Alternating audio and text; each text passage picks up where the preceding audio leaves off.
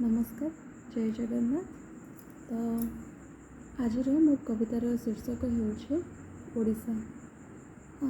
यहाँ मुझे एप्रिल 1 उत्कल दिवस अवसर लिखी।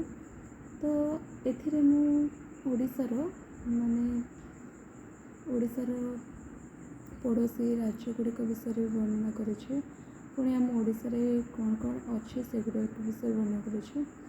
माने ओवरअली कवितार ओडिशार माने सबु जिनस को लेकिन वर्णना करमती खाद्यपेय पोशाक मंदिर मंदिर सबू पुणी आम ओडिशार भौगोलिक अनुसार तार अवस्थिति और तार माने पड़ोशी राज्य गुड़िक लेकिन सब जिनसर वर्णना कर एमती भी देखा गला आम ओडिशार कौन ना आम ओडिशार सब जिनस अच्छे सुंदर माधुर्य और संस्कार और व्यवहार ये सब जिनस आम भरपूर अच्छे आम ओडिशार। खाद्यर विभिन्न प्रकार खाद्य भी कमी नुह पोशाक परिच्छन माने प्रतिटी क्षेत्र में आम ओडिशा आगुआ। हाँ खाद्यपेय भी आगुआ पोशाक परिच्छन भी देखा अत्यंत सुंदर आमर संबलपुरी हाँ खदी तापर आमर पाट है सबू जिनस अत्यंत सुंदर आम जो तंतबुणा लुगा सब बहुत सुंदर पुणी मठा ये सब जिनस रहा। तो माने मत लगे जे ये सब जिनस पिंधिले जड़े जी सुंदर देखा ना अन्य को बेस पोशाक ना। पुणी खाद्य आम कौन माने खाऊे विभिन्न माने गोटे जिला जिला अनुसार नहीं कि डिफरेन्स होगा माने बहुत प्रकार विभिन्न प्रकार खाद्य आम खाऊे आम ओडिशा पिठापणा ठू आरंभ कर खीरी पुरी सब माने प्रत्येक जिनस बहुत स्वादिष्ट और कथबार्ता हाँ आम कथार आम ओडिया भाषा देखिए अन्य सब भाषा आम केते संस्कार सम्मान दौचे आम को कि आम ओडिया भाषा आम गुरुजन मान को भी बहुत सम्मान दौचे। आम भाषाटा ही से भाया आम सम्मान सहित कथा होचे से आम ओडिया भाषा आम खाद्यपेय आम पोशाक पदार्थ ये सब जिनस को लेकिन आम सब गर्व मन करवा उचित। तो ठीक अच्छे चलते स्टार्ट करवा।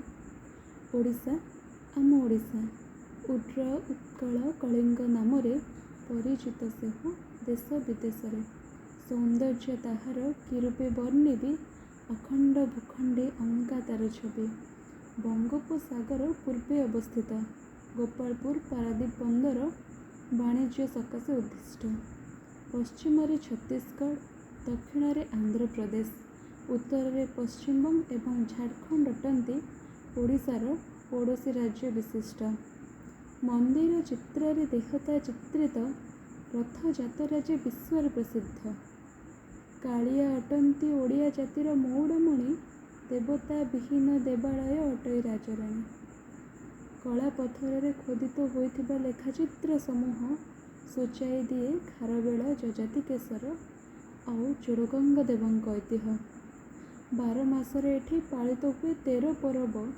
पिठापणा साथी पखाल केड़े स्वादिष्ट परब ओडिसी ढेमसा घुमुरा आदि नाचर ताले ताले पुरवासी एठी पालंती परब आनंद उत्साह 33 कोटी देवता स्वगृह एटी श्री श्री श्री माँ दंडकाली होउछंती प्रत्यक्ष देवीटी ओडिया जातिर वीरत्वर एठी नाही तुलना वीर सुरेंद्र साय बाजीराउतंक साथे उत्कल गौरव उत्कलमणि होउछंती आगामी पीढ़ी प्रेरणा ओडिया भाषार माधुर्य साथे केड़े मनोहर गुरु गुरुजन सम्मान अटे एहार व्यवहार ओडिया बोली जे गौरव आमर रहिबो अक्षुण्ण मातृभूमि मातृभाषा टेक पाई देवा ए जीवन शेष पदटी मु पुणी थे कहूँ ओडिया बोली जे गौरव आमर रहिबो अक्षुण्ण मातृभूमि मातृभाषा टेक पाई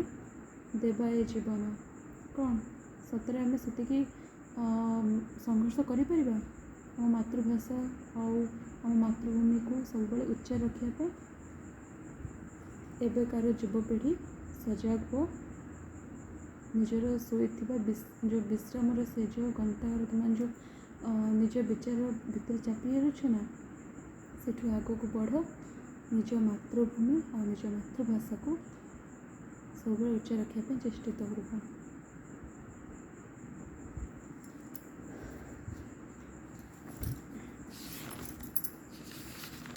ତ ଏବେ ଚାଲିଛି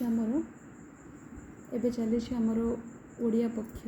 ଏପ୍ରିଲ 1 ତାରିଖରୁ ଏପ୍ରିଲ 14 ତାରିଖ ଆମ ଓଡ଼ିଆ ନବବର୍ଷ, ପଣା ସଂକ୍ରାନ୍ତି, ମହାବିଷୁବ ସଂକ୍ରାନ୍ତି, ମେରୁଯାତ୍ରା ବି ଆମେ କହୁଛେ।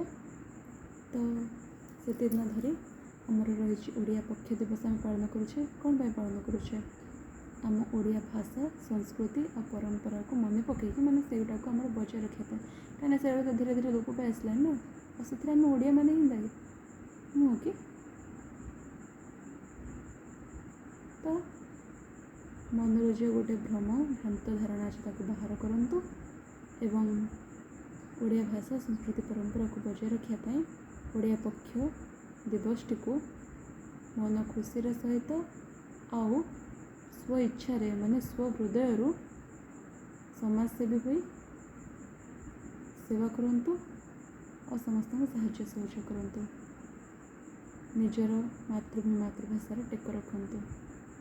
ମାନେ ଟେକ ରଖିବା ପାଇଁ କିଛି ବଡ଼ କାମ କରିବା ବି ଆବଶ୍ୟକ ନୁହଁ। ଆମର ତ ଏତେ ବ୍ୟସ୍ତବହୁଳ ଜୀବନଚର୍ଯ୍ୟା ଚାଲିଛି, ସେଥି ଭିତରେ ଆମେ କିଛିଟା ସମୟ ଆମ ନିଜ ପରିବେଶକୁ ସଫା ରଖିବା ହଉ, ପ୍ରଥମେ ନିଜ ଘର ପରିବେଶ ସଫା ରଖନ୍ତୁ, ତାପରେ ଏମିତି ଧୀରେ ଧୀରେ ଜଣେ ଜଣେ ଯାଇକି ନିଜ ଗାଁ ବି ସଫା ହେବ, ନିଜ ସହର ବି ସଫା ହେବ। ତ ସେଥିପାଇଁ ନିଜ ଜୀବନଚର୍ଯ୍ୟା ଭିତରୁ କିଛିଟା ସମୟ ନିଜ ପରିବାର ଲୋକଙ୍କ ପାଇଁ ବାହାର କରନ୍ତୁ, ନିଜ ଗାଁ ପରିବେଶ ପାଇଁ ବାହାର କରନ୍ତୁ, ନିଜ ସହର ପାଇଁ ବାହାର କରନ୍ତୁ। କେମିତି ନିଜ ଭାଷା ବି ସୁଦୃଢ଼, ମାନେ ଶକ୍ତିଶାଳୀ ହୋଇ ରହିବ, ସେ ବିଷୟରେ ବି ଧ୍ୟାନ ଦିଅନ୍ତୁ। ଆଉ ଆମ ପୂର୍ବରୁ ଆମ ଗୁରୁଜନମାନେ କେମିତି ମାନେ ଏସବୁ ଜିନିଷ ଉପରେ କେତେ ଷ୍ଟ୍ରଙ୍ଗ, ଶକ୍ତିଶାଳୀ ଥିଲେ, ସେସବୁ ଜିନିଷକୁ ନେଇକି ଆମେ ସେଥିରୁ କ'ଣ ଶିଖିଛେ, ମାନେ ଆମେ ଯାହା ବି ଆଜି ଶିଖିଛେ, ଯାହା ବି ସମ୍ମାନ ଦେବା, ଯାହା ବି ଆମର ବ୍ୟବହାର ଯେମିତି ଅଛି, ସେଗୁଡ଼ା ଆମର ପରିବାର, ଆମର ଗୁରୁଜନମାନଙ୍କଠୁ ବିଲଙ୍ଗସ୍ କରୁଛି ନା। ତ ସେଇଟାକୁ ନେଇକି ଆମେ ଆମ ଆଗାମୀ ପିଢ଼ିକୁ ବି ସେୟା ଶିକ୍ଷା ଦେବା। ତ ଆମେ ନିଜେ ଠିକ୍ ଥିଲେ ନା, ତାକୁ ଦେଖି ଆମ ଆଗାମୀ ପିଢ଼ି ବି ଶିକ୍ଷିତ ହେବେ, ସେସବୁ ବିଷୟ ଜାଣିବେ। ତ ଏବେଠୁ ହିଁ ଆପଣମାନେ ବି ଚେଷ୍ଟା କରନ୍ତୁ ଯେ ନିଜ ଭାଷା ଆଉ ନିଜ ଖାଦ୍ୟପେୟ ହେଉ କି ନିଜର ପୋଷାକ ପରିଚ୍ଛଦ ହେଉ କି ମାନେ ଯାହା ଆମ ଓଡ଼ିଆ ଜାତିର ପରମ୍ପରାକୁ ଦର୍ଶାଉଛି, ସେସବୁକୁ ବଜାୟ ରଖିବା ପାଇଁ, ଯାହାକି ଆଗାମୀ ପିଢ଼ି ମଧ୍ୟ ସେସବୁ ଜିନିଷକୁ ଜାଣିପାରିବେ ଯେ ସେମାନେ ଓଡ଼ିଆ ବୋଲି ଗର୍ବ କରିବେ। ନା, ଆମ ଓଡ଼ିଆ ଜାତି କେଉଁଥିରେ ବି କମ୍ ନୁହନ୍ତି, ସବୁଥିରେ ପାରଙ୍ଗମ ଅଟନ୍ତି, ପ୍ରତ୍ୟେକ ଜିନିଷରେ। ବାସ୍ ଖାଲି ନିଜ ମନରୁ କିଛି ଯେଉଁ ଭ୍ରାନ୍ତ ଧାରଣା ଗୁଡ଼ିକୁ ଦୂରେଇବାର ଅଛି, ଆଉ ନିଜ ମାନେ ମନ ଭିତରୁ ଯେଉଁ ଗୋଟେ ଆସୁରିକ ଜିନିଷଟା ଅଛି, ସେଟାକୁ ଦୂର କରିକି ଗୋଟେ ଯେଉଁ ସକାରାତ୍ମକ ଜିନିଷଟାକୁ ଭରିକି ଆମକୁ ଆଗକୁ ଯିବାର ଅଛି। ତ ସମସ୍ତେ ଓଡ଼ିଆ ପକ୍ଷ ପାଳନ କରନ୍ତୁ ଆଉ ନିଜ ଭାଷାକୁ ସେଲିବ୍ରେଟ୍ କରନ୍ତୁ। ଜୟ ଜଗନ୍ନାଥ।